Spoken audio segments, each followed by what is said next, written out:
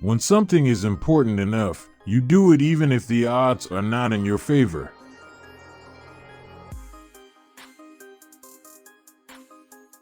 Some people don't like change, but you need to embrace change if the alternative is disaster.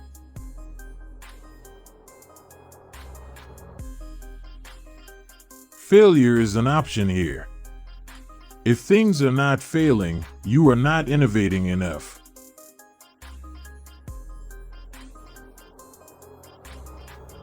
The path to the CEO's office should not be through the CFO's office, and it should not be through the marketing department. It needs to be through engineering and design.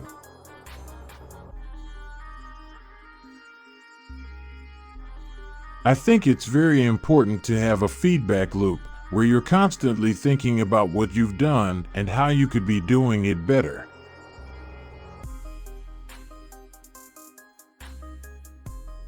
There's a tremendous bias against taking risks. Everyone is trying to optimize their ass covering.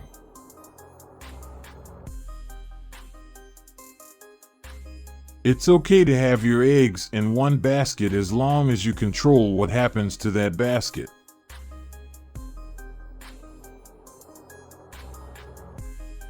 Brand is just a perception, and perception will match reality over time. Sometimes it will be ahead, other times it will be behind. But brand is simply a collective impression some have about a product.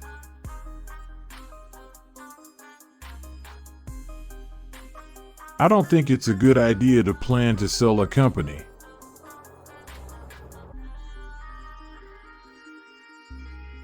It is a mistake to hire huge numbers of people to get a complicated job done. Numbers will never compensate for talent, and getting the right answer will tend to slow down progress and will make the task incredibly expensive.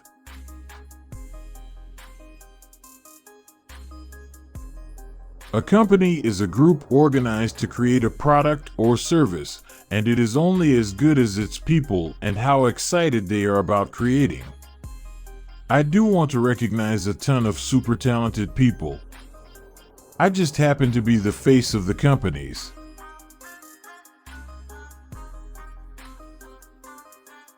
People work better when they know what the goal is and why. It is important that people look forward to coming to work in the morning and enjoy working.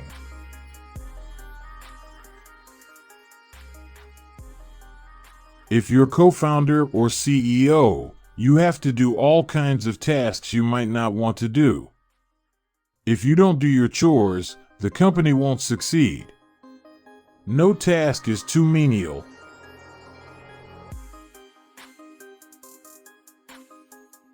I say something, and then it usually happens. Maybe not on schedule, but it usually happens.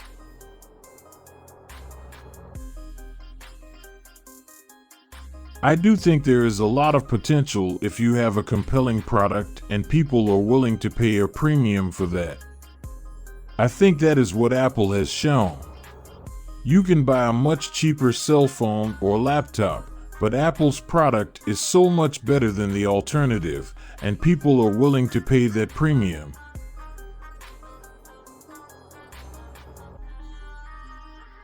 I don't spend my time pontificating about high-concept things. I spend my time solving engineering and manufacturing problems.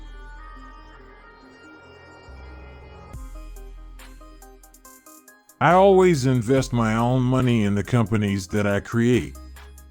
I don't believe in the whole thing of just using other people's money. I don't think that's right. I'm not going to ask other people to invest in something if I'm not prepared to do so.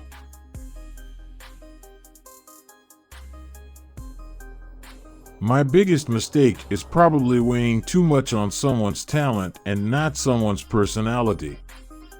I think it matters whether someone has a good heart.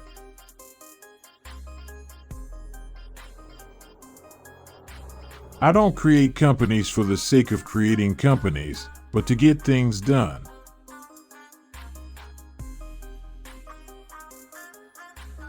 I don't believe in process. In fact, when I interview a potential employee and he or she says that it's all about the process, I see that as a bad sign. The problem is that at a lot of big companies, process becomes a substitute for thinking. You're encouraged to behave like a little gear in a complex machine. Frankly, it allows you to keep people who aren't that smart, who aren't that creative.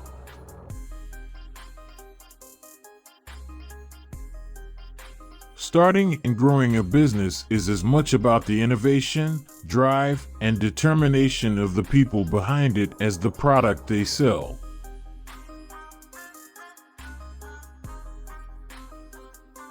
The first step is to establish that something is possible, then probability will occur.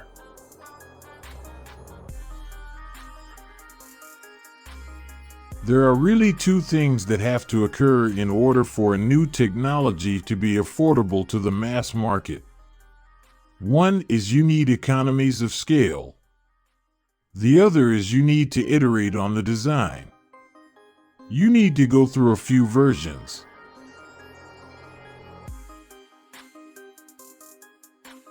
Talent is extremely important.